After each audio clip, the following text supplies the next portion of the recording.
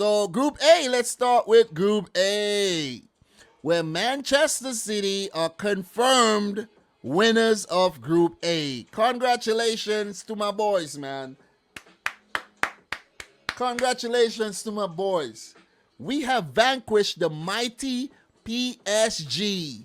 The PSG that everyone was talking up with Messi, Neymar, and Mbappe, Di Maria, Icardi, whatever player they have over there. We dealt with them. We dealt with them. Now, all that is left to do is to go on to win the whole damn Champions League, something that we failed to do last season when we got to the final.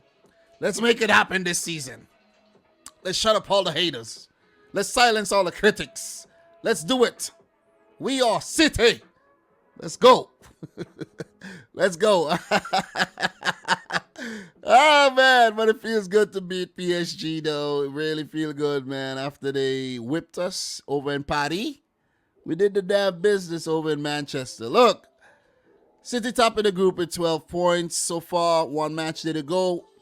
PSG second with 8 points. They cannot top the group no more. Leipzig crawled from the dead to smash, to absolutely destroy Club Bruges. And Bruges at the bottom with 4 points. Still alive in terms of getting that Europa League spot. So those teams at the bottom will be scrapping it up for the Europa League spot. Paris Saint-Germain will move on to the round of 16 along with Manchester City in that very order. But in terms of the games, let's touch on the matches. Let's talk about the matches. And let's just give my thoughts. You know, you could give your thoughts in the comments below. Let's go. Leipzig 5, Club Brugge 0. While watching the City Paris game, you know what I mean, I'm getting the updates, and I'm like, they say 1, they say 2, they say 3, and I'm like, God damn, how many more are you gonna score? They say 4, and I thought that was it, but when I checked the score, it was actually 5. Well done Leipzig, man, well done. So in terms of that game, let's just go through the scores and talk about, you know, who scored and so on and so forth. Christopher Nkunku, highly sought Leipzig striker in the 12th minute. Emil Forsberg from the penalty spot in the 17th. Andre Silva in the 26th. Forsberg again in the 45th. And Nkunku in extra time, 93rd minute goal to give Leipzig a 5-0, a resounding 5-0 win over Club Brugge, who has been rather, you know, good in the group stage so far. I'm really surprised they got battered like that, man. Seriously. But if you look at their previous game here against City, they got 4 put past them. So, you know, not City.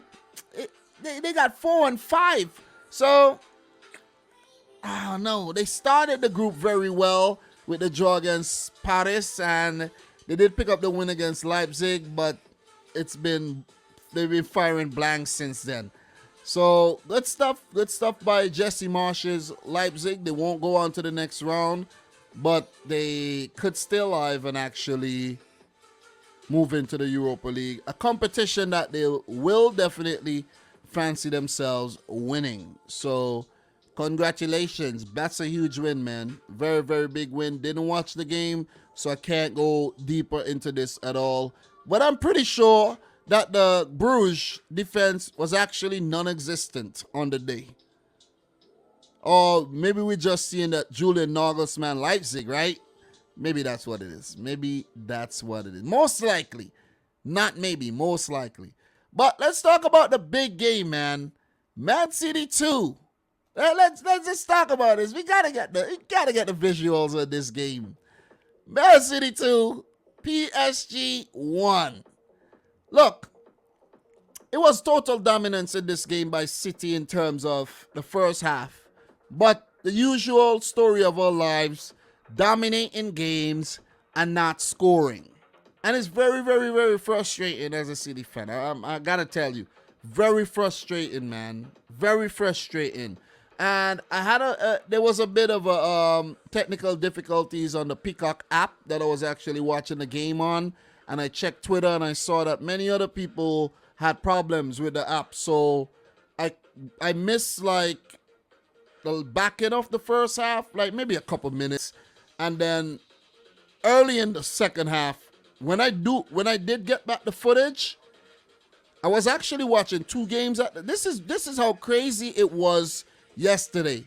I was watching two games at the same time, the City game and the Liverpool game on two phones. I was tethering the internet from one phone. And for some reason, the Liverpool game did not go out, but the City game went out. And the City game went out from my phone that had the cellular coverage. And the other phone is what the internet, it was feeding the internet, from my main phone, right? And I'm like, how is this? How is this? My game is off. And I didn't want to touch the other phone because I'm like, if I touch the other phone, I won't get to watch any of the games, right? And then I did a switch. And I got the City game where the Liverpool game was playing. And I just tried something because I'm like, nah. I have to sacrifice this Liverpool game right now. They're beating Porto. Porto is like, they're like a walk in the park. So I did ended up getting to watch both games again. And when I did get the footage back, I'm like, God damn, we conceded. I didn't see the goal, but it was one of those moments where teams just get in behind and they get an opportunity and Mbappe scored, right? And celebrated. And I checked my Twitter today and I saw that my girl Yannicka said that Mbappe, she was at the game and Mbappe celebrated in front of her. So big up to Yan City as well. And she told Mbappe to F off and he nodded. I was like, that must have been a great experience for her. So we had to come back in the game, a game that we were actually dominating. And this is what I actually hate about City. We dominate a match, and then the team comes from nowhere and score a goal. But I'm telling you, the way we scored that goal, man, absolutely ridiculous, man. Absolutely ridiculous. That ball over to Walker and that, the layoff to Sterling that got that PSG defense in a spot about and Sterling with the tap in. Great. You see what I'm saying? They checked it for offside, of course. It was clean. And then that Gabriel Jesus goal, oh my God, that goal is out of this world, man. Bernardo Silva, bro, I'm telling you, that the way he just laid that off to Jesus, man, is just absolutely brilliant, man. Listen, Joao Cancelo, I don't know what more to say about this guy, man. I don't know what it is, man, but Joao Cancelo is City's best player by far this season. Joao Cancelo. Pep even found a way to fit Zinchenko in the team. He did get a few shots off. I could remember they were blocked and everything. But each man went out there, did their thing. Gundogan. Oh, man. Gundogan. It's that, look, Gundogan running that ball down with the pace and just retrieving that ball. And I'm telling you, man, listen, this team is a special team, man. I wasn't really convinced by the 11, to be honest. I thought we would have got a draw at most, but listen, man, gotta trust Pep a little bit more, man, because that goal, exquisite, man. It was just exquisite, mouth-watering football played by City on the day. Simple. I can't put it any other way. Mouth-watering stuff, man. Mouth-watering stuff, and we deserve the win big time. I gotta say, PSG, they look good, but Messi, Neymar, and Mbappe does not help out enough. They really don't help out enough in terms of defense, and that is what's hurting PSG. Every City player is expected to work hard, and I think that is something that with Pep and Aguero, that's where they had their differences. Pep needed Aguero to work off the ball, and he wasn't that type of player to do so, but he started to. You see what I mean? Pep needs every single one of his players to be working on and off the ball. Messi, Neymar, and Mbappe do not work well when they do not have the ball. But when they do have the ball, they're magicians. They're masterful. You see what I'm saying? They're majestic. But off the ball, oh man, very, very ugly, man. Very ugly. They're passengers They just stand up and they just watch things happen. And if they do help out, very sloppy too. Very, very sloppy. So look, just to talk about that Gundogan goal again, man. That not the Gundogan goal. The hard work done by Gundogan for that second goal. And that Mahrez ball over to Bernardo. And the way he faked like he was gonna hit the shot, and he laid it off for Gabriel Jesus. And Jesus just did the rest. It was just simply exquisite football, man. And I have to rave on. I definitely got to rave on about my boys because they were absolutely amazing. And to beat a team with Messi, Neymar, and Mbappe in there, that's no easy feat. To keep them quiet, that's no easy feat as well. I know there might be a little bit of, lack of chemistry in the PSG team. These guys might throw the team off in terms of, for example, like the managers. The manager really... What is the manager going to tell Messi? You see what I'm saying? What is he going to tell Neymar? What is he going to tell Mbappe? These guys are stars. So Pochettino has a very, very tough job. And I won't be surprised if Pochettino leaves this PSG team and goes to Man United. Because he's like, listen, man, I can't with these guys. These guys are too big for me. I'm out of here. You see what I'm saying? I'm out of here. Let me go to my dream job, Manchester United. These guys are way too much for me, man. Too big. Way too big. And I think that's where we won the game. We won the game because we were fearless against Messi, fearless against Mbappe, fearless against Neymar. But to be frank, though, in the return leg, when they did get the opportunities, they hit us hard. They really hit us hard. That Idrissa Gueye goal and that Messi goal, they were exquisite goals. But you just have to stifle their players.